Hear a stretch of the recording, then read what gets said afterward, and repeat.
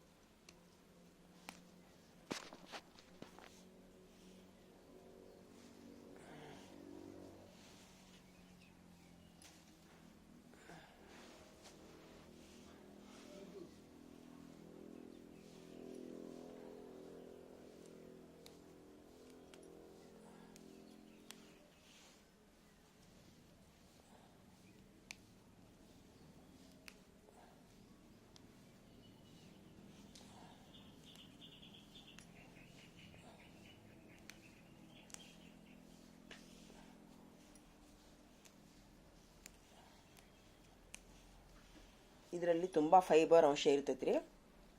ಮಕ್ಕಳಿಗೆ ಇದನ್ನು ಕಿರಿಕ್ಸಾಲಿ ಸೊಪ್ಪನ್ನು ತಿನ್ನಿಸ್ರಿ ಮಕ್ಕಳಿಗೆ. ಯಾಕಂತಂದ್ರೆ ಅವ್ರಿಗೆ ಮಲಬದ್ಧತೆ ಹಿಂಗೆ ಹೊಟ್ಟೆ ಪ್ರಾಬ್ಲಮ್ ಇದ್ದವರು ಕಿರಿಕ್ಸಾಲಿ ಸೊಪ್ಪು ಜೋಳದ ರೊಟ್ಟಿ ಜೋಡಿ ಇದನ್ನು ಜಾಸ್ತಿ ಯೂಸ್ ಮಾಡ್ಬೇಕ್ರಿ. ಎಷ್ಟು ನಮ್ಮದು ಹೊಟ್ಟೆ ಸಾಪ್ ಇರ್ತೈತಲ್ಲ ಅಷ್ಟು ನಾವು ಆರೋಗ್ಯವಾಗಿರ್ತೀವಿ. ಹೊಟ್ಟಿನ ಸಾಪ್ ಇರ್ಲಿಕ್ಕಂತಂದ್ರೆ ನಮಗೆ ಅನಾರೋಗ್ಯ ಕಾಡುತ್ತೆ. ಹೀಗಾಗಿ ಆದಷ್ಟು ಫೈಬರ್ ಯುಕ್ತ ಆಹಾರ ತಿನ್ನೋದು ಚಲೋ. ಪ್ರತಿಯೊಂದರಲ್ಲಿ ಫೈಬರ್ ಅಂದರೆ ಏನು ರೀ, ಮಕ್ಕಳಿಗೆ ತೋರಿಸ್ತೀನಿ ಈಗ. ಫೈಬರ್ ಅಂದರೆ ಏನು? ಫೈಬರ್ ಅಂದ್ರೆ ಸಿಪ್ಪಿ, ಎಲ್ಲ ಥರದ ಸಿಪ್ಪಿ, ಹಣ್ಣಿನ ಸಿಪ್ಪಿ, ಕಾಳಿನ ಸಿಪ್ಪಿ, ತರಕಾರಿ ಸಿಪ್ಪಿ ಎಲ್ಲ ಫೈಬರ್ ಅನಿಸ್ಕೊತೈತಿ ರೀ. ಇದು ಈಗ ಉದಾಹರಣೆಗಾಗಲಿ ಐತಲ್ರಿ ಇದು. ಈಗ ನೋಡ್ರಿ ಇದೈತೆ ರೀ ಫೈಬರ್. ಇದು ಫೈಬರ್ ನೋಡ್ರಿದ, ಇದು ಫೈಬರ್. ಇದನ್ನೆಲ್ಲ ನಾವು ಪ್ರತಿಯೊಂದರಲ್ಲಿ ಫೈಬರ್ ಇರ್ತೈತಿ. ಒಂದೊಂದರಲ್ಲಿ ಕರಗಲಾರ್ದಂಥ ಫೈಬರ್ ಇರ್ತೈತಿ, ಇನ್ನೊಂದರಲ್ಲಿ ಕರಗುವಂಥ ಫೈಬರ್ ಇರ್ತೈತಿ. ಕರಗಲಾರ್ದಂಥ ಫೈಬರ್ ಯೂಸ್ ಮಾಡಬಾರ್ದ್ರಿ, ಕರಗುವಂಥ ಫೈಬರ್ ಮಾತ್ರ ಯೂಸ್ ಮಾಡಬೇಕು. ಅದು ನಮ್ಮ ಏನಪ್ಪ ಅಂತಂದ್ರೆ ಹೊಟ್ಟೆಯೊಳಗೆ ಆಹಾರ ಪಚನ ಮಾಡುವಲ್ಲಿ ತುಂಬ ಸಹಾಯ ಮಾಡ್ತೈತೆ ಅದು ಫೈಬರ್, ಕರಗುವಂಥ ಫೈಬರ್. ಈಗ ಇದೆಲ್ಲ ಪ್ರತಿಯೊಂದು ಎಲೆಯಲ್ಲಿ, ಪ್ರತಿಯೊಂದು ಬೀಜದಲ್ಲಿ ಫೈಬರ್ ಇರ್ತೈತಿ. ಆಹಾರವನ್ನು ಪಚನ ಮಾಡೋಕೆ, ಮಲಬದ್ಧತೆ ದೂರ ಮಾಡೋಕೆ ಫೈಬರು ಯೂಸ್ ಆಗ್ತೈತೆ ರೀ. ಊಟದಲ್ಲಿ ಇರಬೇಕು. ನಮ್ಮ ಸೊಪ್ಪಿನಲ್ಲಿ, ಎಲ್ಲ ಸೊಪ್ಪಿನಲ್ಲಿ ಫೈಬರ್ ಇರ್ತೈತೆ ರೀ.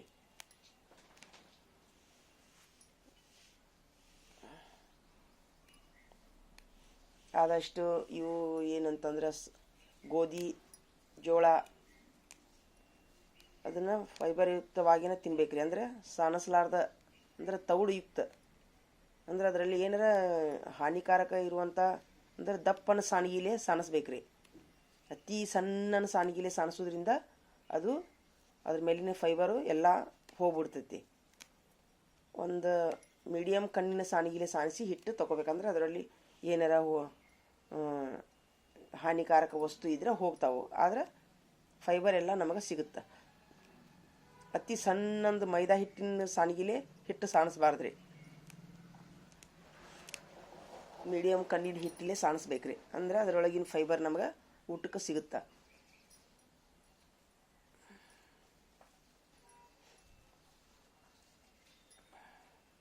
ಅದ್ರ ನಡ್ಬರ್ಕ ಹಣ್ಣಿನ ರಸ. ಮಾಂಸಾಹಾರಿಗಳಾಗಿದ್ದರಿಂದ ವಾರದಲ್ಲಿ ಒಂದ್ಸರಿ ಮಾಂಸಾಹಾರ. ನಾನ್ ವೆಜ್ ಇದ್ದಂತಂದ್ರೆ ಅದರಲ್ಲಿ ಬೆಣ್ಣೆ, ತುಪ್ಪ ಅದನ್ನು ಸಹಿತ ಯೂಸ್ ಮಾಡ್ಬೇಕ್ರಿ. ಅಂದರೆ ಪ್ರೋಟೀನ್ ಯುಕ್ತ ಆಹಾರ ಆಗುತ್ತದು, ಅದು ಬೇಕಲ್ಲ. ನಮ್ಮ ಮನೇಲಿ ಹಿರಿಯರು ಮಾತ್ರ ದೇಸಿ ಊಟ ಅಡುಗೆ ಮಾಡೇ ಮಾಡ್ತಿರ್ತಾರೆ ರೀ. ಅವ್ರಿಗೆಲ್ಲ ಗೊತ್ತಿರ್ತೈತಿ. ಸಣ್ಣ ಮಕ್ಕಳಾದವ್ರಂತರೂ ಊಟದ ಕಡೆ ಲಕ್ಷ್ಯ ಕೊಡೋಂಗಿಲ್ಲ. ಅದು ಬೇಡ ಇದು ಬೇಡ ಅಂಥೇಳಿ ಅಂತಿರ್ತಾರೆ ಮಕ್ಕಳು. ಆದ್ರೆ ಮಕ್ಕಳ ಕಡೆ ಸ್ವಲ್ಪ ಲಕ್ಷ್ಯ ಕೊಡ್ರಿ. ಯಾಕಂತಂದ್ರೆ ಅವರು ಆಟದಲ್ಲಿ ಬೀಳ್ತಾರೆ. ಮಕ್ಕಳು ಆಟದಲ್ಲಿ ಬಿದ್ದು ಅವರು ಊಟದ ಕಡೆ ಗಮನ ಕೊಡಲ್ಲ. ಹೀಗಾಗಿ ತಾವು ಮನೆಯಲ್ಲಿ ಹಿರಿಯರಿಗೆ ಸೂಟಿ ಐತೆಲ್ಲ, ಮಕ್ಕಳು ಹೆಚ್ಚು ಕೆರೆ, ಬಾವಿ, ಹಳ್ಳ ಅಂತ ಹೋಗ್ತಾರೆ, ಊಟ ಮಾಡಲ್ಲ. ಅಂಥ ಮಕ್ಕಳಿಗೆ ತಾವು ಹಿರಿಯರಾದವರು ಊಟದ ಸ್ವಲ್ಪ ಯಾವ ಊಟ ಮಾಡಿದ್ರೆ ಏನಾಕೈತಿ ಅನ್ನೋದು ಸ್ವಲ್ಪ ತಾವು ಹೇಳ್ಕೊಡ್ಬೇಕು ಮಕ್ಕಳಿಗೆ.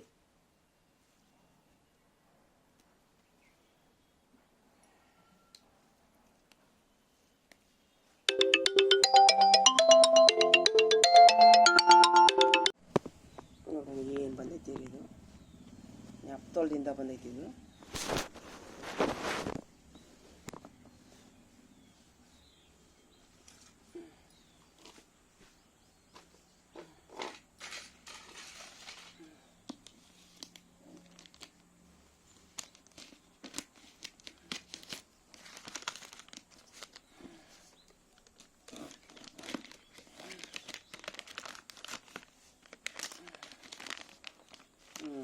ಓಹೋ, ಊಟದ ಬಾಕ್ಸ್ ಬಂದೈತಿ. ಹಾಟ್ ಬಾಕ್ಸ್ ಬಂದೈತಿ ನೋಡ್ರಿ. ಊಟದ ಹಾಟ್ ಬಾಕ್ಸ್. ಅಡಿಗೆ ರೊಟ್ಟಿ ನಾವು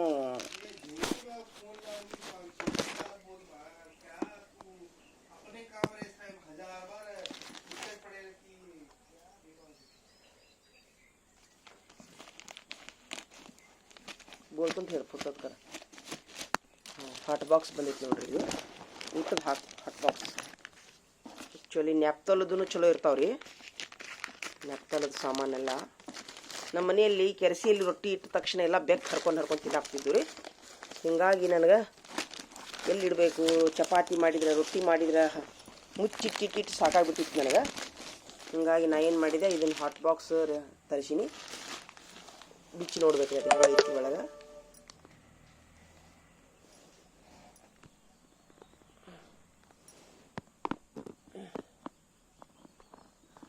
ಎಷ್ಟು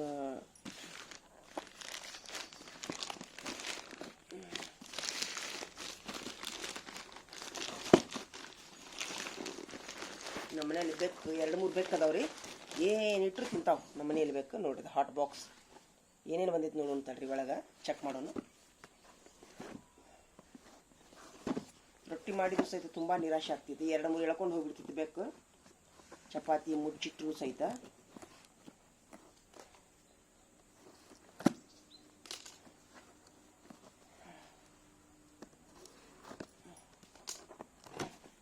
ಮಾಷಾಲ್ಲ.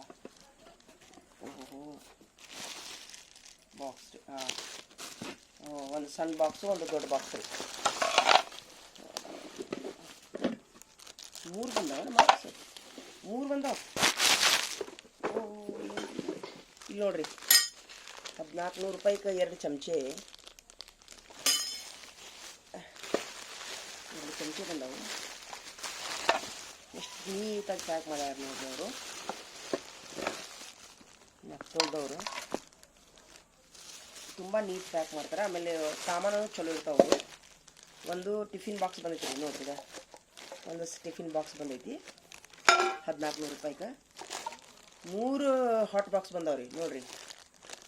3 ಹಾಟ್ ಬಾಕ್ಸ್ ಬಂದಾವ. ಸೂಪರ್. ಒಂದು ಸಾರು ಇಡ್ಬೋದು, ಒಂದು ಅನ್ನ ಇಡ್ಬೋದು, ಒಂದು ಚಪಾತಿ ಇಡ್ಬೋದು ರೀ ನೋಡ್ರಿ. ತಗೊಂಡಿದ್ದಕ್ಕೂ ಚಲೋ ಆಯ್ತು.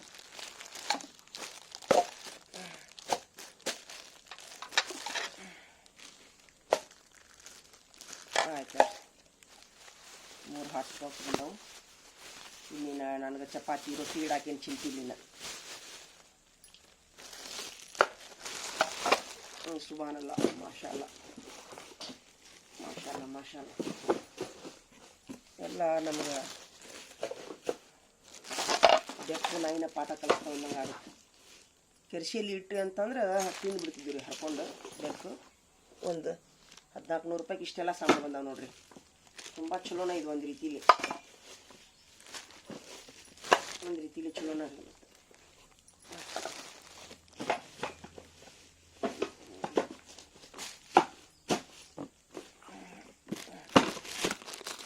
ಇಷ್ಟು ಬಂದ ನೋಡ್ರಿ.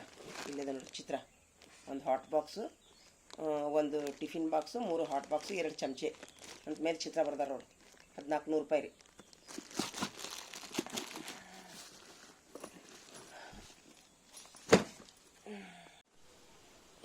ಈಗ ನಳ ಬಂದಿದ್ದು ರೀ.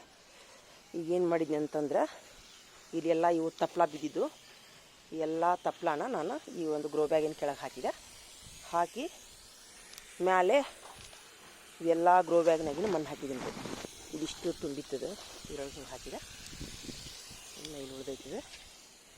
ಎಲ್ಲ ಕಡೆನೂ ಹಾಕಿದ್ದೀನಿ ರೀ. ಎಲ್ಲ ತಪ್ಪಲ ಬಿದ್ದಿತ್ತು. ಇಷ್ಟು ಹಾಕಿ ಇಲ್ಲಿನೂ 4 ಗ್ರೋ ಬ್ಯಾಗ್ ತುಂಬಿಸಿದೆ. ಈಗ ನೋಡ್ರಿ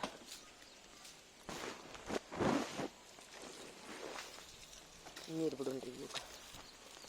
ಇದು ನಾಳೆ ಒಂದು ವಾರದೊಳಗೆ ಇದು ತಪ್ಪಲ ಎಲ್ಲ ಸೇರಿ ಕೊಳತು ಯಾವ ಗಿಡ ಹಚ್ಚಿದ್ರು ಸಹಿತ ಚಲೋ ನಾಡ್ತಾವ್ರಿ. ಯಾವುದನ್ನು ವೇಸ್ಟ್ ಮಾಡೋಕೆ ಬರೋಂಗಿಲ್ಲ, ಯಾವುದು ವೇಸ್ಟ್ ಮಾಡಬಾರ್ದು. ಇನ್ನು ಮ್ಯಾಲಿಂದ ಏನೈತಲ್ಲ ರೀ, ಮ್ಯಾಲಿಂದ ನೀವು ಮನ್ಯಾಗಿನ ತರಕಾರಿ ಸಿಪ್ಪಿ, ನಿಮ್ಮ ಮನ್ಯಾಗ ಏನರ ಕೊಳ್ತದ ಹಣ್ಣು ಎಲ್ಲ ಹಾಕ್ಕೊಂತ ಹೋಗೋದು ಬಿಡೋದ್ರಿ. ಇಷ್ಟೇ ಗಿಡ ಹಚ್ಚೋದು ಇಷ್ಟೇ ರೀ. ಇಂಥ ಗ್ರೋ ಬ್ಯಾಗ್ ತೊಗೋಬೇಕ್ರಿ. ಇಂಥ ಗ್ರೋ ಬ್ಯಾಗ್ ತೊಗೊಂಡ್ರೆ ನಿಮಗೆ ಹೆಲ್ಪ್ ಆಕೈತಿ.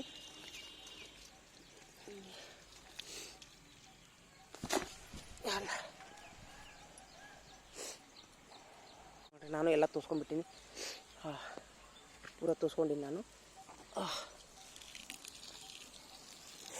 ನೀರು ಹಚ್ಚಕ್ಕೆ ಹೋಗಿ ಎಲ್ಲ ತೋರಿಸ್ಕೊಂಡೀನಿ. ಹಚ್ಕೊಂಡು ಈಗ ಅವು ಸಿಹಿ ನೀರು ಬಂದಿರ್ತಾವ್ರಿ. ಇಲ್ಲಿ ಸಿಹಿ ನೀರು ಬಂದಿರ್ತಾವೆ. ಈ ಥರ ರೆಡಿ ಮಾಡಿ ಇಟ್ಕೋಬೇಕ್ರಿ ಗ್ರೋ ಬ್ಯಾಗ್ಸ್ ಎಲ್ಲ. ಮಣ್ಣು ಒಂದು ಪಟ್ಟು ಆಗ್ಬೇಕ್ರಿ, 2 ಪಟ್ಟು ತಪ್ಪಲ ಅದು ಆಗ್ಬೇಕು. ಹ್ಞೂ ರೀ. ಮತ್ತೆಲ್ಲ ಗೊಬ್ಬರ ಆದಮೇಲೆ ಬೇಕಂದ್ರೆ ನೀವು ಮತ್ತು ಮಣ್ಣು ಹಾಕ್ಬೋದು ರೀ ಮ್ಯಾಲಿಂದ. ನೀರೆಲ್ಲ ಬಿಟ್ಟಿನಿ ಇದಕ್ಕೆ. ಈ ಪುದೀನ ಗಿಡ ಹಚ್ಬೇಕ್ರಿ. ನಾನು ತೋರಿಸಿದ್ನಲ್ಲ, ಅವನಿಗೆ ಪುದೀನ ಗಿಡ ಹಚ್ತೀನಿ ಇದ್ರೊಳಗೆ ಪೂರ.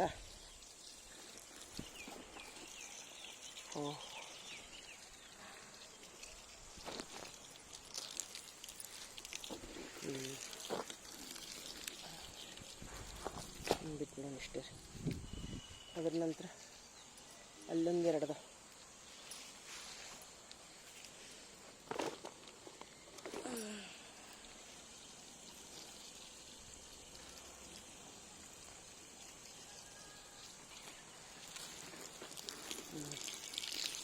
ಓಹೋ ರಾಡೆಲ್ಲ ಆಯ್ತು.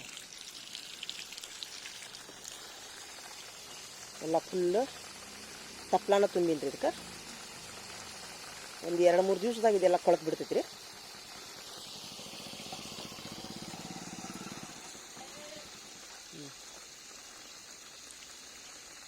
ನಿಮ್ಮ ಮನೆಯೊಳಗೆ ಗಿಡ ಅದು ಇದ್ವು ಅಂತಂದ್ರೆ ಈ ಥರ ನೀವು ಮಾಡ್ಬೋದು ರೀ.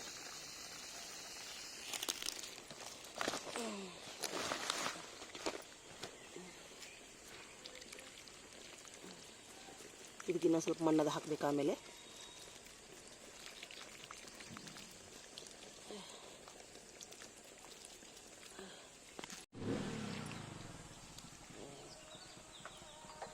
ನಮ್ಮ ನಾಯಿಗಿನ್ನ ಊಟ ಹಾಕಿಲ್ಲ, ನಾವು ಹಾಕೊಂಡಿದ್ದೇವೆ. ಈಗನೆಲ್ಲ ಹೋದು ಎಲ್ಲ ಇಲ್ಲಿ ತಪ್ಪಲಾನು ಹೋತು, ಗ್ರೋ ಬ್ಯಾಗ್ನು ತುಂಬಿದು. ಇನ್ನೊಂದು 2-3 ದಿವಸದೊಳಗೆ ಅದೆಲ್ಲ ಕೊಳಿತೈತ್ರಿ. ಕೊಳತ ಮೇಲೆ ಅದರೊಳಗೆ ಯಾವ ಬೇಕಾದ ಗಿಡನೂ ಹಚ್ಬೋದು ರೀ ನಾವು. ನೋಡ್ರಿ ಸೂಪರ್ ನೋಡಾಕನ ಒಂಥರ ಹೊಟ್ಟೆ ತುಂಬೈತಿ. ಈ ಗಿಡ ಏನು ಮಾಡ್ಬೇಕ್ರಿ, ಜಗ್ಗಂಗಿ ಬೆಳೆಸ್ಬೇಕ್ರಿ.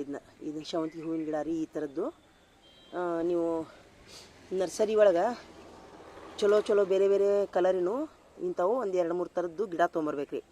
ಹೋಗೋಲಕ್ಕೆ ನಿಮ್ಮ 100 ರೂಪಾಯಿ 200 ರೂಪಾಯಿ ಒಂದೇ ಸರಿ ಇನ್ವೆಸ್ಟ್ಮೆಂಟ್ ಆಕೈತ್ರಿ. ಅದರ ನಂತರ ಈ ಥರ ಗ್ರೋ ಬ್ಯಾಗ್ನಾಗ ನೀವೇನು ಮಾಡ್ಬೇಕ್ರಿ, ಬೆಳೆಸ್ಬೇಕ್ರಿ. ಜಲ್ಲಿ ಬೆಳೆದ ಮೇಲೆ ಅದನ್ನು ನೀವು ಸಾವಿರಾರು ಕಟ್ಟಿಂಗ್ಸ್ ಇಡೀ ತೋಟ ತುಂಬಿಸ್ಬೋದು ರೀ. ಅಷ್ಟು ಗಿಡ ಆಗ್ತಾವ್ರಿ ಇವು. ಒಂದೇ ಸರಿ ಇನ್ವೆಸ್ಟ್ಮೆಂಟ್ ಮಾಡೋದ್ರಿ. ಒಂದು 1000 ರೂಪಾಯಿದೊಳಗೆ ಒಂದು 5-6 ಥರದ ಗಿಡ ಬರ್ತಾವೆ ಬೇರೆ ಬೇರೆ ಕಲರಿನೂ. ಅದನ್ನು ನೀವು ಈ ಥರ ಗೊಬ್ಬರ ಬೀಜ ಎಲ್ಲ ಹಾಕಿ ಗ್ರೋ ಬ್ಯಾಗ್ನಾಗ ಈ ಥರ ಬೆಳೆಸಿ ಅದ್ರ ನಂತರ ಹಿಂಗೆ ಕಟ್ಟಿಂಗ್ ನೀವೇನು ಮಾಡಿದ್ರೆ ಬೇರೆ ಇದ್ರೊಳಗೆ ಹಚ್ಕೊಂತ ಹೋದ್ರೆ ತಾನೇ ಬೆಳಿತೈತ್ರಿ. ಅದು ಸೇವಂತಿಗೆ ಹೂವಿನ ಗಿಡ ರೀ. ಖರ್ಚಿಲ್ಲಾರ್ದಂಥ ಉಳಿತಾಯ ರೀ. ಇದು ಬರಾತವ ನೀರು ಸಣ್ಣಾಗಿ ಬರಾಕಂತಾವು. ಇದಕ್ಕೊಂದಿಷ್ಟು ಹಾಕೊಂತಲ್ರಿ.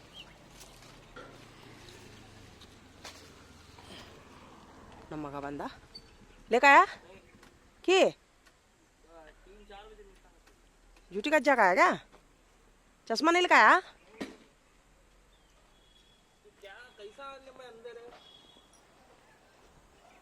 हाँ ये खा के जा बिचा तुम ठहर हो आइडिया हाँ मस्त हाँ अल्टरनेटिव दारी ಚಲೋ